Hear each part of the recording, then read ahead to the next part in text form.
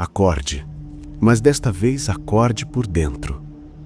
Hoje, vamos caminhar por um reino que parece inofensivo, mas é um dos mais perigosos de toda a jornada espiritual. Um lugar onde a alma não sofre, mas também não vive.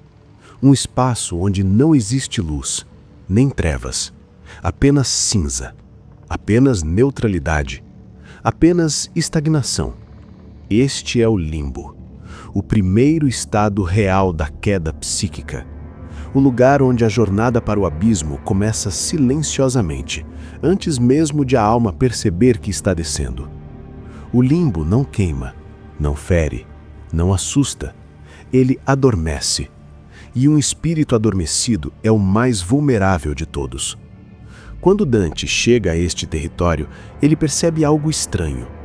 As almas caminham, conversam, parecem vivas, mas por dentro há um vazio profundo, como se algo essencial tivesse se apagado, como se a centelha divina estivesse ali, mas soterrada. É como observar pessoas com olhos abertos, mas com a alma fechada.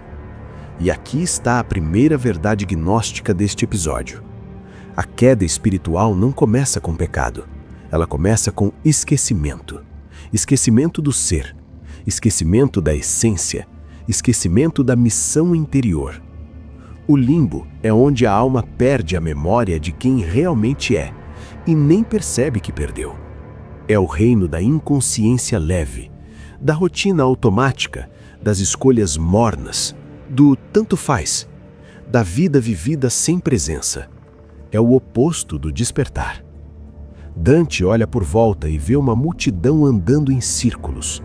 Elas falam de coisas banais, elas repetem opiniões que não são delas, elas se ocupam com distrações intermináveis, mas nada daquilo toca a profundidade da alma. A gnose descreve esse estado como sono psicológico. É quando a essência, a parte divina dentro de nós, está reduzida a uma mínima fração. Ela não desaparece, apenas dorme. E enquanto dorme, a personalidade governa a vida. Uma vida que parece normal, mas é vazia de significado real. Observe bem esse lugar. Ele se parece com certas fases da existência humana. Dias em que você desperta, trabalha, conversa, ri e vai dormir, mas sente lá no fundo que nada tocou a alma. Dias em que a vida parece um ciclo repetitivo. Dias em que você anda, mas não avança. Sente, mas não aprofunda. Vê, mas não enxerga. Essa sensação não é ansiedade, não é tristeza, é o limbo atuando. E por que o limbo é tão perigoso? Porque aqui não há dor suficiente para despertar, nem prazer suficiente para cegar.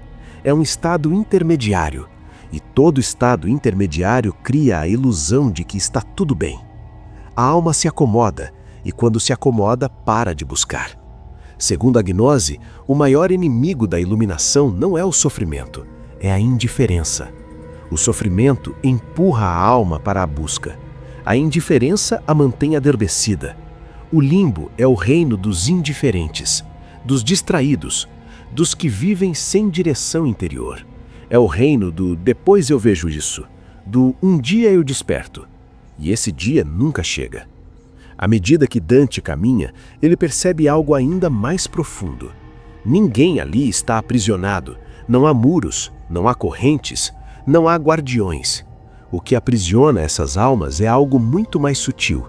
A identificação. Elas estão tão identificadas com sua personalidade, com seus hábitos, com sua vida automática, que não percebem que esqueceram sua origem divina. E se você não percebe que está dormindo, como pode acordar? Esse é o dilema do limbo. E aqui começa o ponto mais inquietante da narrativa. Preste atenção. O que vem agora é um espelho psicológico. Dante observa algumas almas que parecem cultas, inteligentes, articuladas, pessoas que em vida acreditavam saber muito e de fato sabiam, mas sabiam apenas com a mente, não com o coração, não com a alma.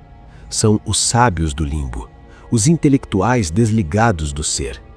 A gnose chama isso de sabedoria morta, conhecimento sem transformação. teorias sem prática, palavras sem luz interior.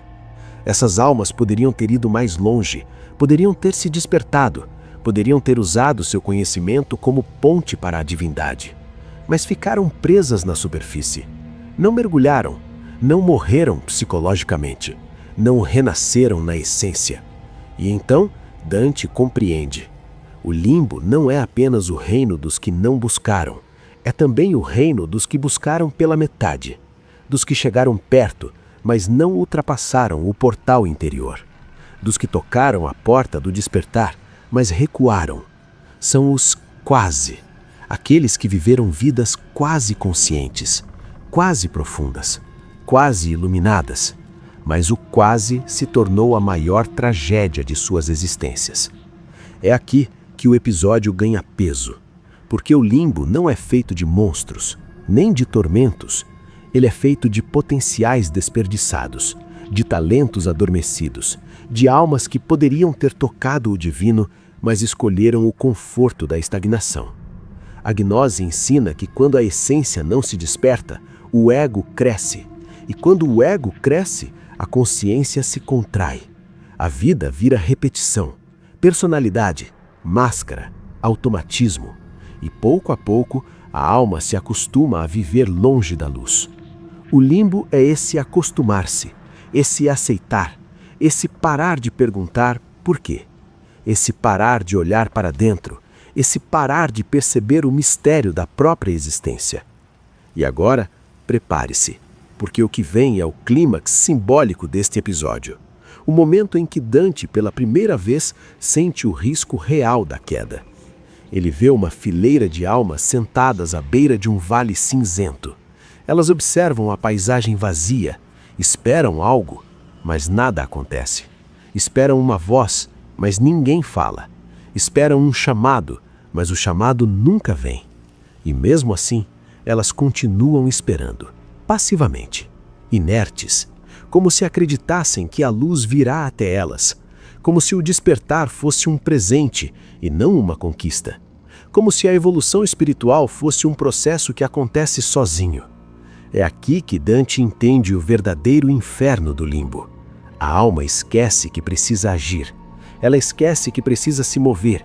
Ela esquece que o despertar é esforço, luta, atenção, presença. E quando esquece isso, permanece. O limbo é a paralisia da alma, a suspensão do querer profundo, o apagamento da centelha. Enquanto Dante se afasta, uma pergunta começa a martelar dentro dele.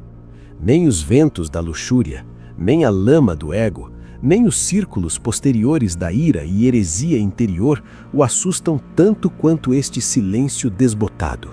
Porque Dante percebe que qualquer um pode descer mais fundo, mas só desce quem primeiro adormece. E aqui está a reflexão final, talvez a mais importante deste episódio. A queda espiritual não acontece por um grande erro.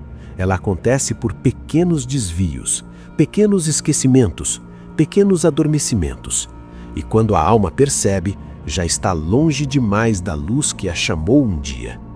O limbo é o aviso, é o sinal silencioso, é a porta aberta da descida. É o lembrete de que viver sem consciência é a primeira forma de morte.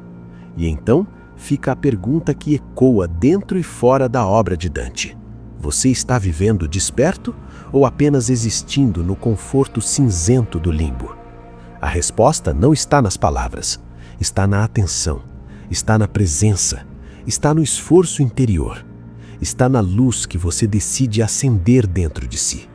Porque o limbo é o começo da queda, mas também pode ser o começo do despertar. Basta que você se recuse a permanecer adormecido.